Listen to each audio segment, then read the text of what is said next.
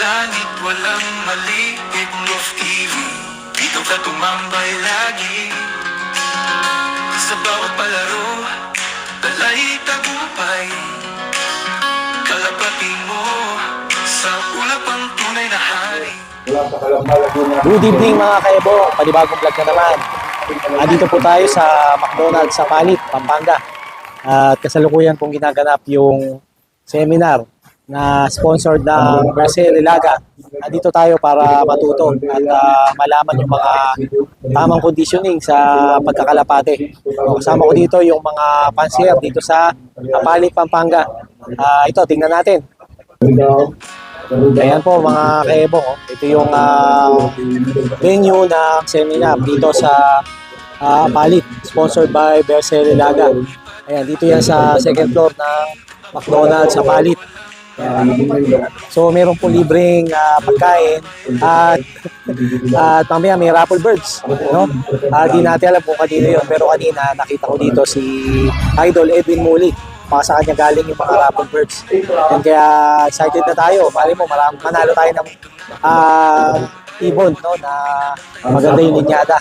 Ayan. So, napakita ko sa inyo yung mga clips ng seminar. Mamaya kapag Idol. Okay. Shout out. Shout out. JCF Love. May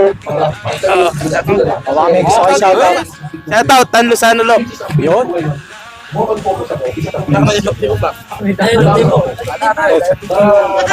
Siya si Idol siya.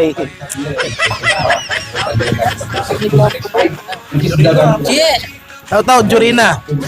Sino? Shout out kay Barber Slope. At affordable na rin po.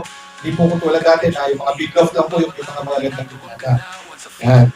And then 30% yung good love. Yan. Kung tama ba yung sukat ng ating love sa dami ng ibon na inalagaan natin.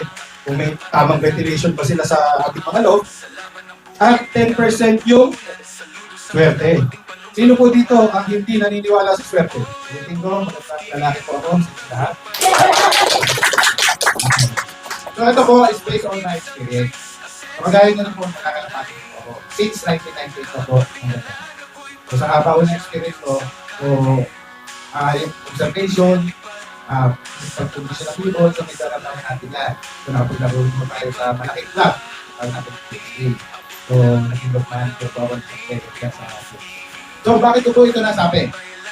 Ang swerte kailangan. So gusto ko yan, no? Kung yung 90% na tagli-30 na yan, nagawa na po natin. Lahat, ibinigay ho natin yung dapat. Mapa North, Mapa South, noong taon na to. Pero hindi ho tayo nanalo. Ano po ang kulang natin? Swerte. Bakit po? Kasi ginawa naman po natin. Yung law, okay lang po kasi nagkakanta mo tayo, kasi inyo lang to. Pero yung hindi ka na kinabitan pa ng swerte, ay mag-isip tayo kung kulang ka na sa atin.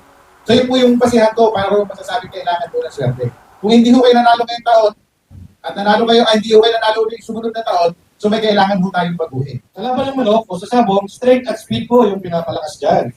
Dalawang manok yung naglalaban, palakas ng pagpalo. Yan. Isa patay, isa buhay. Pag nanalo yung manok, buhayari na siya, pag talo, pulutan. Tama? Yan. Sa karera naman po ng kalapati, endurance po ang nagpapanalo. Yan. Isang kalapati natin, laban sa libo-libong kalapati, endurance na matapos yung 6 o 7 lap na karera. Kailangan makarecover agad kasi sa susunod na linggo, ilalaban na naman natin. Yan. So ano nga ba ang mga life stages ng kalapati? Yan. Unang-una yung squabo inakay. Yan. Ito yung stage na kung saan sinusuksukan natin ng singsing. Yan. Dito po ba sa inyo, yung practice nyo po ba, mga anong araw po tayo nagsusuksok ng singsing? Ating mga inakay. 5 days. Yan. Yan. Next stage natin, yung training youngster. Ito ay 26th day to 60th day. Yan. Ito na po yung, ito po yung tinatawag natin, or kino-consider na natin most critical stage ng kalapati. Kasi dito po nagsisimula mag-develop yung kanilang mga muscle, buto, at saka yung balahibo. Yan. And then next stage natin, yung ranging youngster. Ito po yung nagko-consume na ng high protein diet. Yan. Ito na rin yung stage na kung saan nagpapalipad na tayo or nag-love life. Yan. Yung laser pigeons. Ayan. Ito po yung nagko-consume na ng mga high carbo diet. Ayan. Ito yung pwede natin ilaro sa north or south na nakakauwi na mula sa malalayong bitaw. And then, pag natapos yung karera, pag napusuan natin na gawing breeder, pag naging maganda yung performance niya, wingmaster. So yan o, yung tatlong ba, sino po na yung mga nakagamit na rito? Mapa-breeder man po o mapa-laser niyo? Okay. So sir, kumusta naman po yung, okay. So ganito po yan, ano, para sa kaalaman po natin, diba? Lalo na yung gumagamit ng separate na pellets na pang manok. So si wingmaster po, dinevelop po yung pellet ito is pang kalapati talaga. So ganito ba ang purpose ng pellets eh? Napapansin nyo mapa-breeder, mapa-flyer, pag nagpapakain tayo may natitira. Di ba? So yung flyer mix o racer mix, breeder mix, tinimpla yan dahil kailangan nila yung mga puto na yun. Tapos hindi kakainin ng ibon. So sayang, kulang yung nutrients nila. So si wingmaster, mag-develop po ng pellet, yung mga hindi po nakakain ng ating mga alagang ibon, ikinopak po siya doon sa pellets. Doon sa pellets na yun, sinamahan na po yan ng mga probiotics, kung ano man po mga klase ng supplements na kailangan ng ating mga alagang ibon. Although na, alam ko po, nagbibigay pa po tayo ng extra na supplements during karera o during breeding. Pero ito po, hindi ho ito tinansya. O yung magtatansya tayo, lalo na kung magpapakain tayo ng ibon natin, ano ba inuuna natin? Ako dati, kung wala ko si wingmaster, ang practice ko, inuuna ko si pellet. Tama po ba? Ang tanong ngayon doon, tama ba yung pellet na ibinigay mo na yung sukat nakakalit ng ating mga alaga? Nakasama dito ay Beta Power Pellets. So ito po ay nakakatulong pa sa kanilang flight power and endurance. Kaya ako nabanggit po kanina, endurance po ang nagpapanalo sa karera. Yan.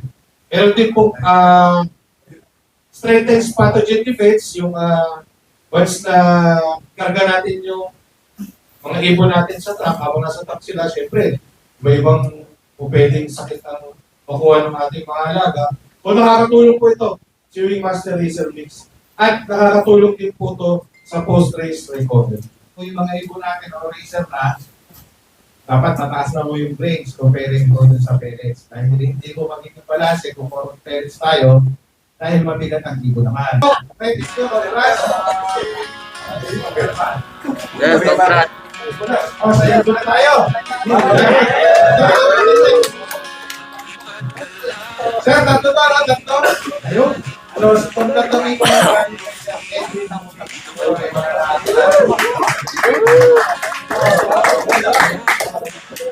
Sir, pwede po ba? Kayo po muna.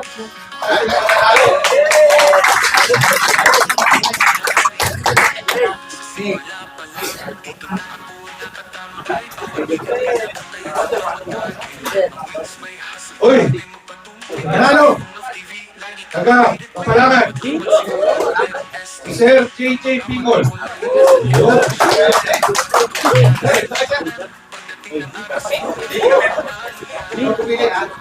Para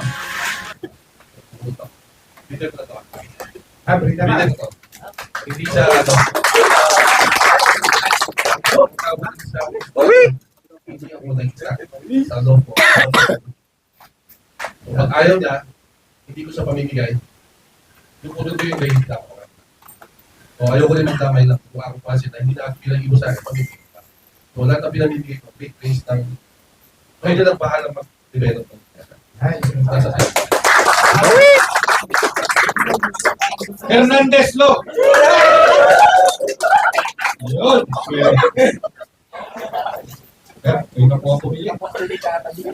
Ala talaga sa rapol. Pare po yung asset natin. Oo.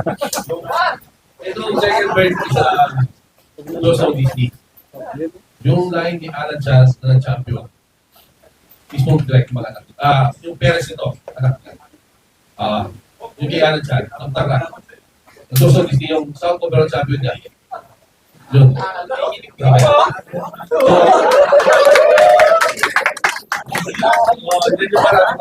Pero,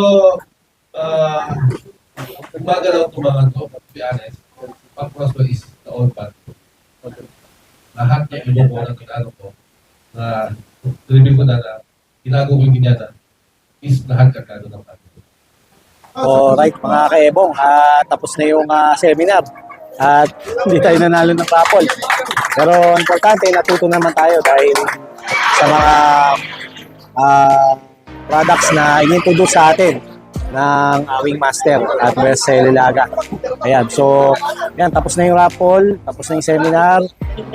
Dito ko na rin tatapusin ang vlog. Salamat sa inyong panonood. Muli, ito ang inyong nervyosong pansier, Ebong Love TV. Keep safe, God bless. Bye-bye!